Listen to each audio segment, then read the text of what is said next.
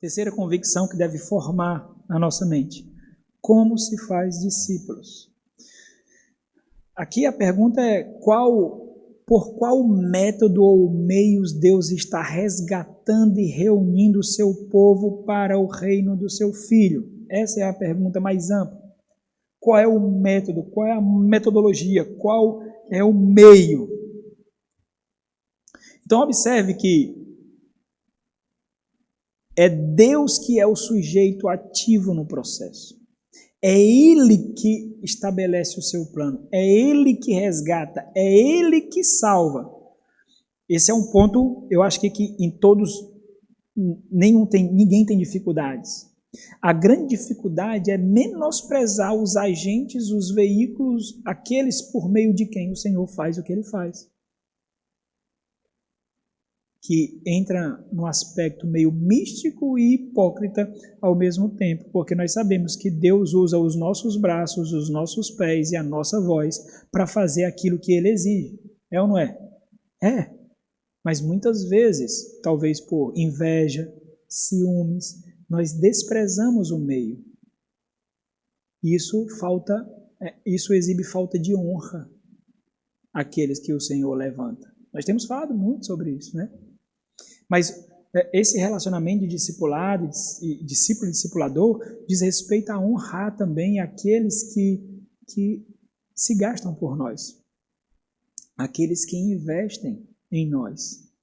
Porque quando eu direciono isso, eu vou saber também o quanto isso me motiva e me influencia para fazer o que eu faço. E eu vou saber ensinar isso para quando eu estiver numa posição diferente também, na função diferente. Então, observe que Deus aqui é o sujeito ativo aqui no processo. Eu posso plantar, você pode regar, mas é Deus quem dá o crescimento. Diz Paulo aqui nessa controvérsia que houve na exaltação de pregadores, de agentes ali na igreja de Corinto. Né? A igreja completamente dividida, sem harmonia alguma, que não entendia a ordem das coisas estabelecidas por Deus no avanço do reino. Isso é importante porque ao observar a grande comissão, o Senhor Jesus ele não entra em detalhes em como. Ele dá ordem, diz o que nós devemos fazer, mas ele não diz o como nós devemos fazer. Para nós observarmos isso, nós precisamos olhar outras passagens das Sagradas Escrituras. Abra em Lucas 24, 44 até o 49, vamos ler. Mas também nós podemos observar todo o livro de Atos, né? Abra em Lucas, vamos ver esse texto. A sua percepção de vida cristã, ela será assimilada intencionalmente ou não por aqueles que estão próximos de você. Você precisa entender isso. De alguma forma você influencia, ou superficialmente ou profundamente, mas de alguma forma você influencia. A forma como você trata o discipulado, a forma como você trata os encontros, os estudos, a forma como você mostra preocupação com aqueles detalhes que para você parecem tão pequenos, tão ínfimos. Meus irmãos, relacionamento discipulado é um negócio muito complexo, porque se você for intencional nesse relacionamento, você vai ter que entender qual é a hora de ter paciência e qual é a hora de colocar um ponto final. Você vai ter que ter discernimento para perceber o que é ingenuidade e o que é malícia. Você vai ter que ter discernimento para entender o que é falta de crescimento ou o que é desleixo.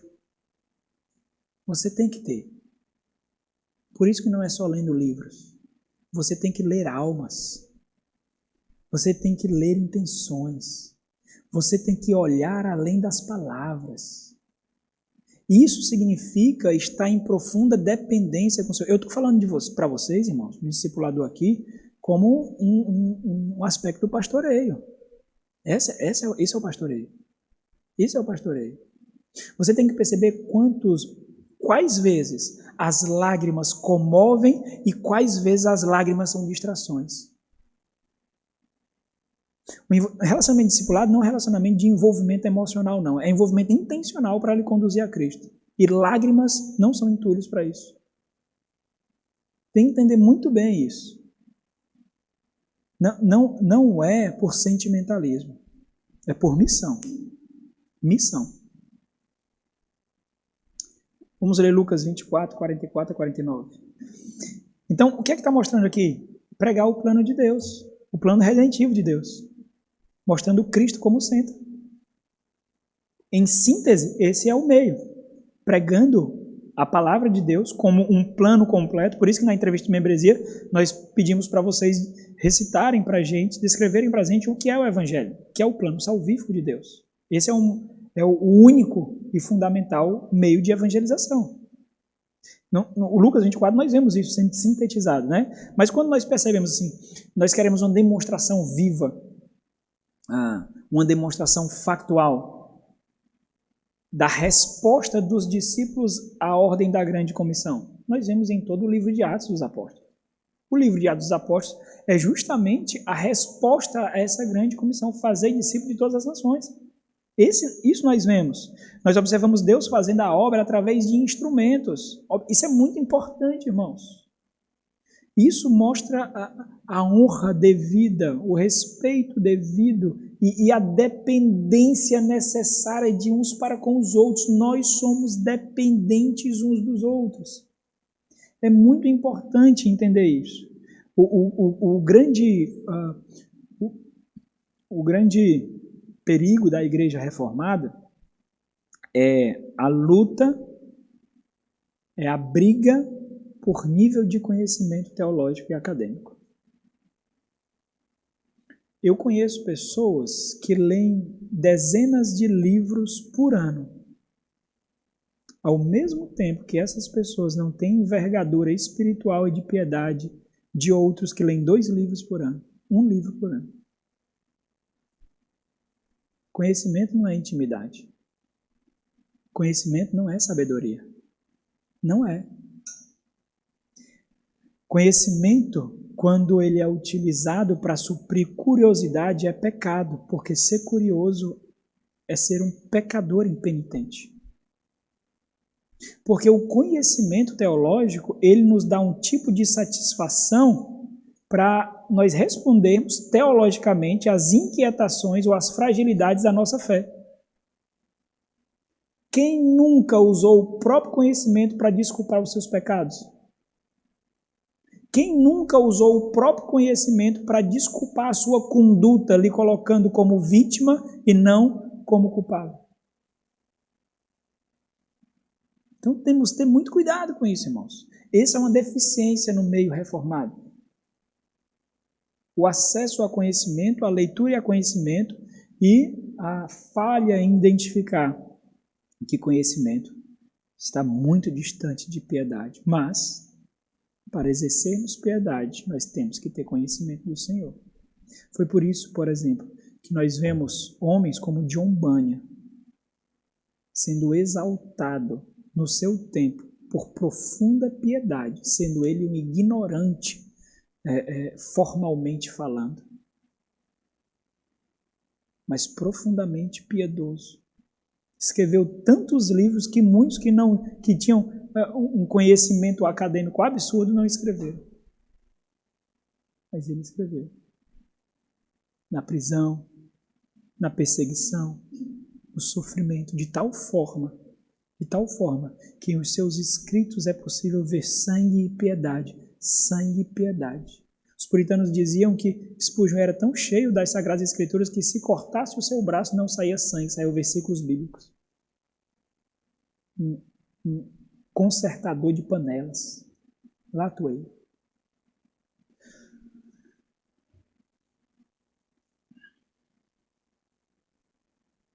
Fazer discípulos é a obra de Deus, alcançada quando a sua palavra e o seu espírito operam por meio da atividade dos discípulos e nos corações daqueles a quem eles falam.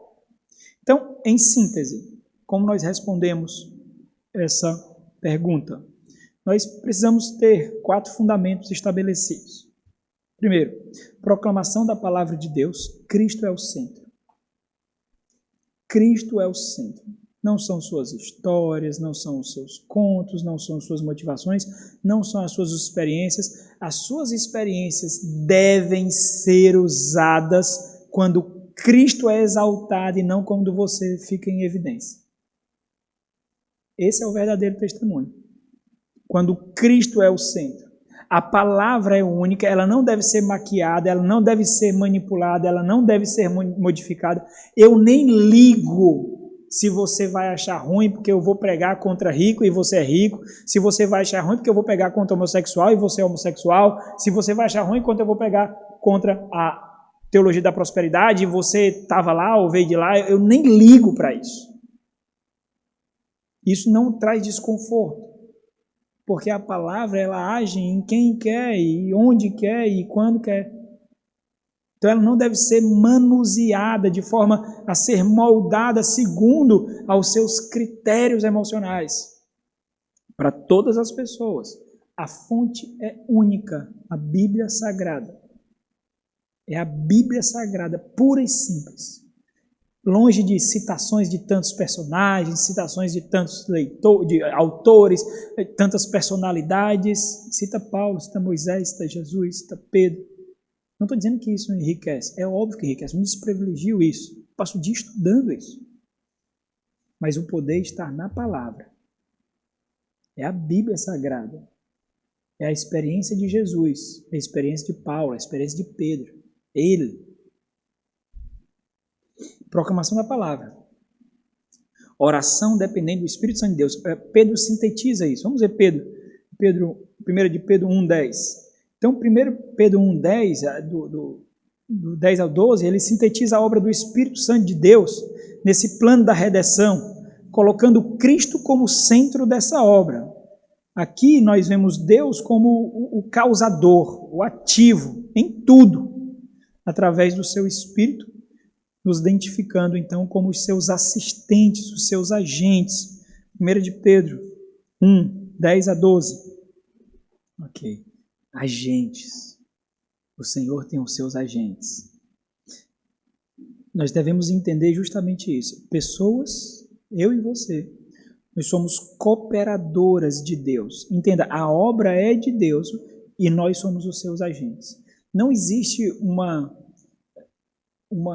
dissociação e não existe uma concorrência aqui, em que as pessoas são exaltadas como personalidades, como objetos de idolatria, por serem divinamente usadas pelo Espírito Santo, por Deus. Não existe isso, como essas personalidades gospel fazem. Não existe isso.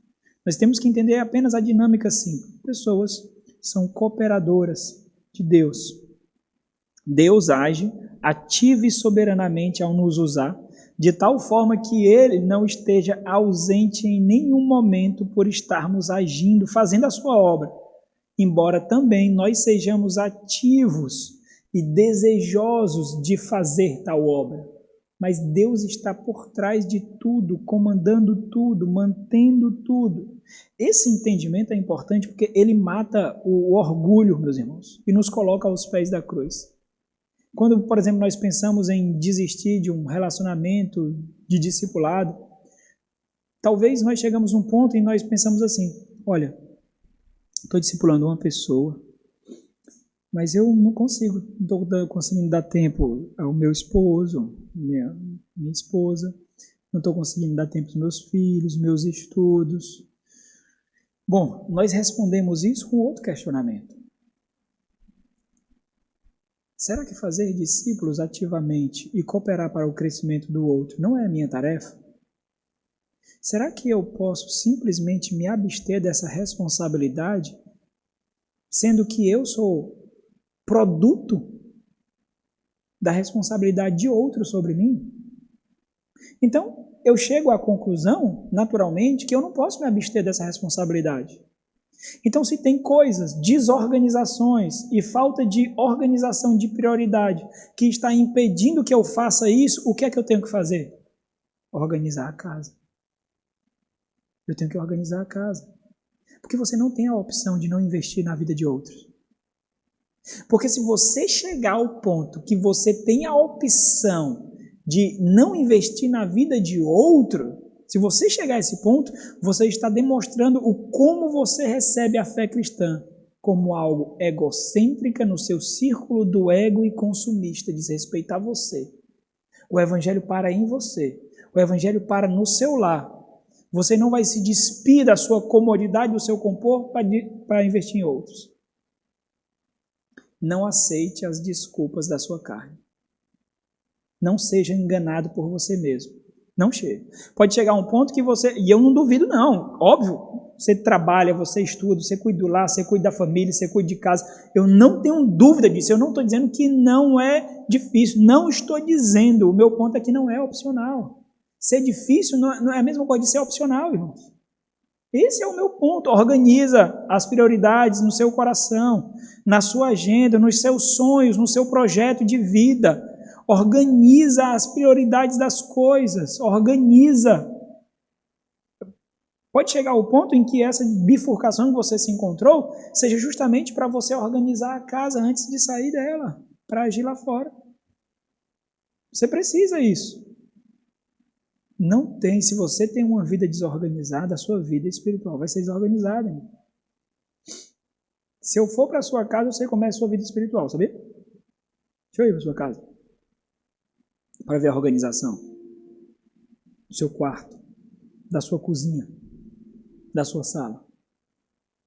Aí você chega na igreja todo atabalhoado, não pode fazer nada na igreja porque é tudo apressado, é tudo corrido, completamente eufórico em tudo que faz, porque tudo tem que ser milimetricamente agendado. Sua vida está cheia. Sua vida não tem espaço para incidentes redentivos, incidentes de comunhão. Ah, eu estava passando por aqui, passei por aqui, vamos gastar tempo tomando café? Irmão, pode aparecer lá em casa, eu deixo de fazer o que eu estou fazendo. Pode aparecer. Posso estar fazendo pregação, pode estar estudando, eu deixo. Tem momentos que isso não dá para fazer, obviamente, né? Tem momentos que não dá para fazer. Mas eu não permito que esses momentos que não dão para fazer seja a minha rotina, para excluir os meus irmãos da minha vida. Eu não permito. Nem que eu durma mais tarde, nem que eu acorde mais cedo, nem que eu não almoce. Não permito, mas não permito mesmo. Não vou tirar da minha alma esse benefício da comunhão. Não tiro, de jeito nenhum. Não tiro. A sua vida tem que estar preparada para receber esses incidentes de comunhão, de redenção. Agora a sua vida não tem espaço para isso. A gente vive nesse tempo, não tem. Para falar com você, tem que agendar 2 semanas, 3 semanas, 1 semana e ainda é com constrangimento, porque não dá.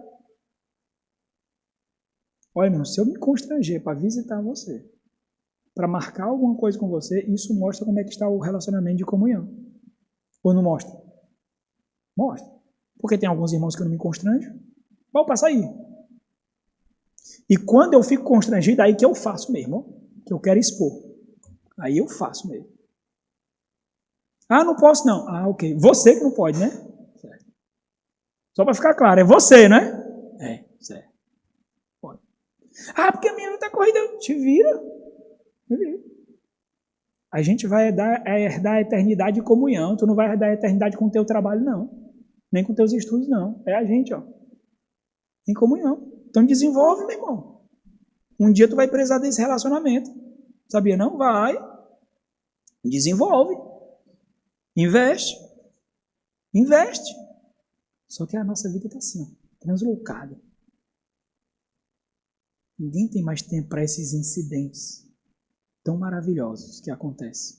Ninguém tem mais tempo. A gente tem que aprender a ler da onde vem a nossa falta de crescimento, de amadurecimento. Tem que aprender a ler, irmãos, isso. Não é difícil, não. Isso não é difícil, não, sério. Agora o negócio, nós não somos intencionais a ler isso. As coisas acontecem, nós colhemos os frutos podres e depois somos colocados como vítimas do mundo aleatório. Ah, que aconteceu isso comigo? Porque eu não merecia isso, porque eu não planejei isso. Ô, irmãos, sério, nós estamos debaixo do cuidado daquele que é soberano sobre tudo, onde não há acasos, não há acasos. Tem coisas que fogem ao nosso controle, obviamente, mas não fogem ao controle dele. Então nós as lemos. Nós as lemos. Senhor, aqui eu vacilei mesmo. Vacilei, chora ali. Pede perdão ao Senhor e recupera. Estou dizendo que nós somos controladores de tudo. Mas nós não somos desleixados, irmãos. Desleixados não. Aí não. A conta vem. Esse mundo, ele espera uma brecha para lhe derrubar. Uma brechinha. Brechinha. Dá a ele. Dá uma brechinha a ele. Ele não está desatento, não. Está só observando. Jogou xadrez? Estou jogando dama com os meus filhos. Eles ficam indignados, que eu ganho deles direto. Indignado. Eles ficam indignados. Aí eu boto lá para eles capturarem 2 pedras, né? Uma vez. Aí eles vão com sede ao pote. Sede. Aí pega uma só. Olha aí. A tua ganância foi tão grande que te cegou. Por que tu não pegou 2? Por que tu não pensou mais e pegou 2? Tu ficaria na frente aí.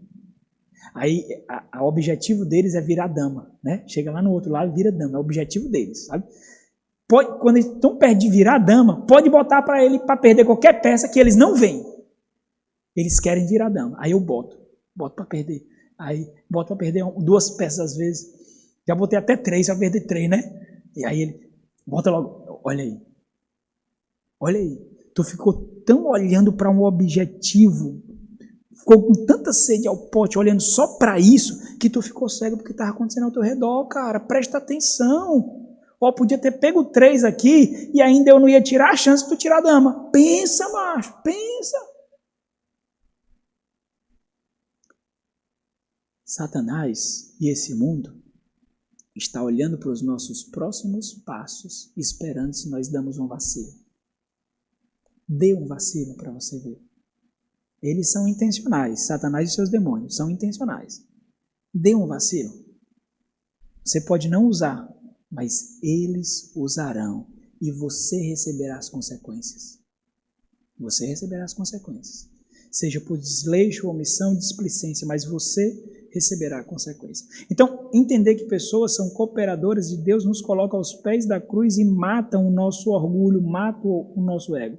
Nós somos apenas escravos aqueles que plantam, aqueles que regam, mas quem dá o crescimento é o Senhor. E nós precisamos estar convictos disso. Nós devemos entender que perseverança, passo a passo, faz parte do processo. Perseverança. Quando você não se sente bem em fazer algo, não quer dizer que esse algo não precisa ser feito. Quando você encontra dificuldades em fazer alguma coisa, não quer dizer que chegou a um ponto final. Não quer dizer. Perseverança é uma das características da fé. Nós somos feitos perseverantes. Aqueles que perseverarão até o fim, esses serão. Então é uma evidência da eleição. Perseverança é uma evidência da eleição. Então significa dar o primeiro passo e não parar mais. É seguir. Avante. Com lágrimas, mas avante.